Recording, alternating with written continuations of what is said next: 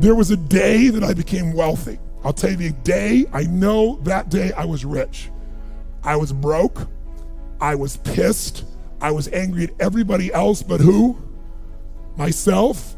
But really underneath it, I was mad at myself. I just couldn't beat myself up anymore, so I was pissed. And I had a friend that I loaned money to when I had barely enough, and I knew he needed it, and I gave him $1,200, and I'm here not able to eat. I'm down to like $25, $26, and I'm saying to him, calling him, and he's not returning my call, and I just need some money, and he's ignoring me. I didn't ignore him, so I'm pissed. I'm frustrated. In the midst of all this, I'm also pragmatic. I got 25 and change, call it $26. What the hell am I gonna do? I don't have any plans for economics. I got overhead that's crazy. I'm living in this little tiny apartment, 400 square feet in Venice, California. So I thought, okay, when I was totally broke early on, when I was 17, I used to save my money up and go to the smorgasbord and load up for Christmas, load up for the week. So I said, I was in Venice. I'm gonna go over to Marina del Rey, where all the yachts are, and there's a place there called El Torito. And I'm gonna go, they have an all-you-can-eat smorgasbord. I'm gonna load up for the winter. I'm gonna get there. So I didn't drive there because I wasn't gonna spend the gas to get there, plus I needed to walk, so I walked there. And I go in, I'm not dressed really great, but it's Marina del Rey, it's okay. And I got a place right by the window, and I can see these yachts going by, and I'm dreaming of what life could be like, and I'm starting to let go of my anger, and I'm starting to focus on what I want instead of what I don't want. How many followers? Say I. And that shifted me just a bit. And now I'm eating, which shifted me a lot.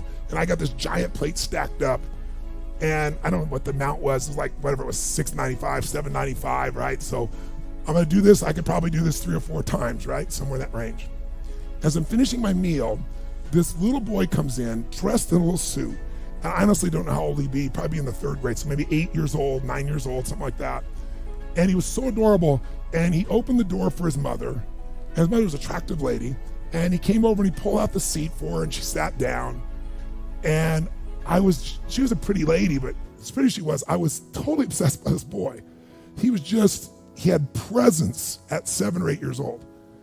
And it moved me. I don't know why, it moved me.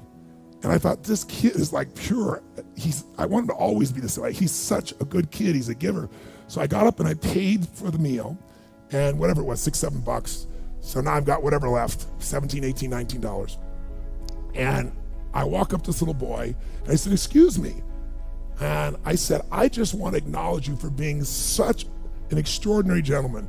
I said, I saw the way you treated your lady, how you opened the door, how you pulled the chair out. I said, that's class. I said, my name's Tony, what's yours? I don't honestly remember his name, Charlie or something. And he looked up at me and I said, Charlie? I said, that's amazing, taking your date out for a lunch like this. He goes, well, actually, she's my mom. And I said, that's even more cool. And he said, oh, but I'm not taking her lunch because I think he said he was 8. I said, oh, yes, you are. I had no plan for this. I just reached in my pocket. I took all the money I had left, $17, $18, $19, and I put it on the table. I said, you're taking her to lunch. He looked up at me and he goes, I can't take that. I said, sure you can. He said, why? Because I'm bigger than you are. And he smiled real big, and I didn't even look at his mom. I just turned and walked away.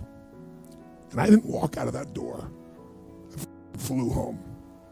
I should have been freaking out. How the fuck am I gonna eat? But I didn't.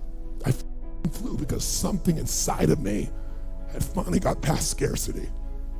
I finally realized there's something inside of us more than our limits, especially around this thing called money that I had let terrorize me.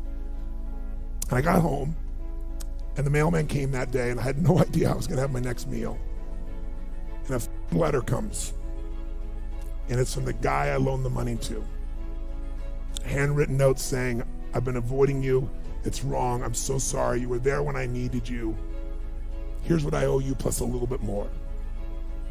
And the $1,200 was there, plus another $100 for the time that I had to take care of it. And for me, $1,300, that was enough to run my show for a month or 2. And I cried. And then I decided, what does this mean? And I thought, this means that whenever you give, it's always going to come back, so you don't have to ever think about that again. Just give. And the rewards will be greater than you can ever imagine. I don't know if that's coincidence, but I decided to believe that day was a blessing when I became rich. And I can tell you honestly, I've had tough days in my life, economically, emotionally, like all of us. But I've never gone back to that scarcity. I never will. The secret to living is giving.